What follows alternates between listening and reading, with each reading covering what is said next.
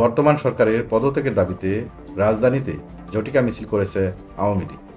মঙ্গলবার 15 এপ্রিল সকালে ঢাকা মহানগর উত্তর আওয়ামী লীগের ঢাকা 11 আসনের আওতাধীন অঙ্গ ও সহযোগী সংগঠনের ব্যানারে এই মিছিল অনুষ্ঠিত হয়।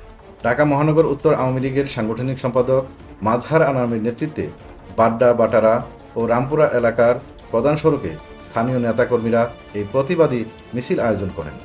মিছিল চলাকালে দলীয় নেতাকর্মীরা জয় বাংলা, জয় বঙ্গবন্ধু, তুমি কে আমি কে, বাঙালি বাঙালি, তোমার আমার ঠিকানা, পদ্মা মেঘনা যমুনা, শেখ হাসিনা আসবে, বাংলাদেশ হাসবে, শেখ হাসিনার ভয় নাই, রাজপথ ছাড়ি নাই, অবৈধ সরকার মানি না মানব না, শেখ হাসিনার সরকার বারবার দরকার, এই প্রভৃতি স্লোগান দেন। মিছিলে অংশ নেওয়া আওয়ামী লীগের নেতাকর্মীরা জানান, দেশের বর্তমান রাজনৈতিক পরিস্থিতি ও অবৈধ সরকারের বিরুদ্ধে জনমত গড়ে তুলতেই এই ঝটিকা মিছিলের আয়োজন করা হয়।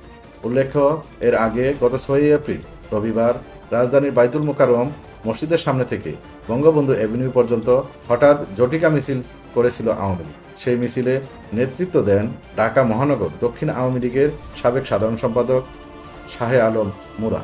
আওয়ামী লীগের নেতারা জানিয়েছেন, এই ধরনের কর্মসূচি চলমান থাকবে এবং রাজপথে সক্রিয় উপস্থিতির মাধ্যমে গণ আন্দোলনকে আরও বেগবান করা হবে।